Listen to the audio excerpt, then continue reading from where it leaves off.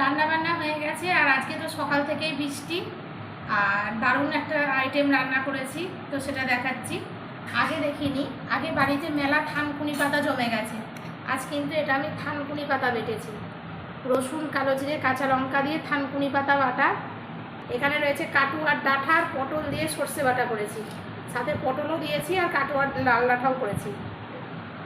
আর এই যে এখানে রয়েছে ভাত, আর এই যে বললাম যেটা রান্না করলে বেশি পদ রান্না করতে হয় না, একদম লাল লাল খাসির মাংস, একদম গরম, ধোঁয়া উঠছে, গন্ধ বেরোচ্ছে। আর কিছুটা স্যালাড কেটে নিয়েছি। আর এই যে চলে এসছে এখন তাল শাঁস। এই তাল শাঁস আবার আমাদের বাড়িতে একটা ব্যাপার আছে, যদি এমনি করে না ছাড়িয়ে দেওয়া হয় তাহলে কেউই খাবে না। তাই তাল শাঁসগুলো ছাড়িয়ে ভালো করে ধুয়ে একদম রেখে দিয়েছি, তাহলে ওরা খেয়ে নিতে পারবে। এবার খেতে দিয়ে দিই, আর প্রেশার কুকার থেকে আগে মাংসটা ঢালি, না হলে দেওয়া যাবে না।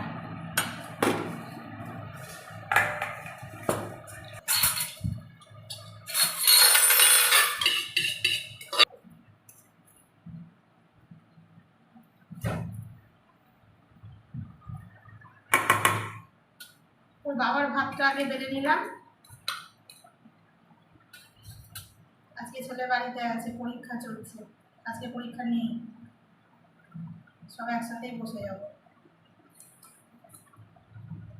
এইটা এই ডাটার মধ্যে পটল দিলে খেতে খুব ভালো লাগে। না তুমি খেতে যাবে, আমিও বসে গেলাম খাওয়া নিয়ে।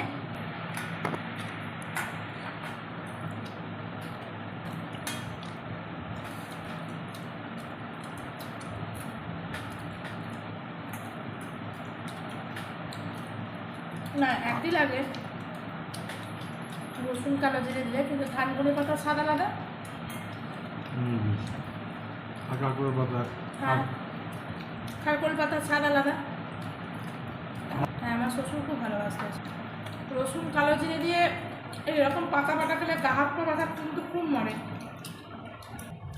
রসুন কালো জিরে তো খাওয়া খুবই ভালো, আমার শ্বশুর তো খুবই ভালোবাসে সব।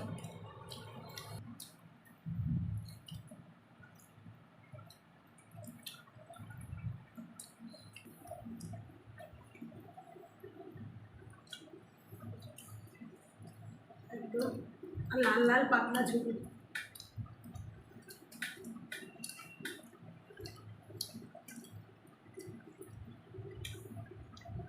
ওটা হেভি আছে।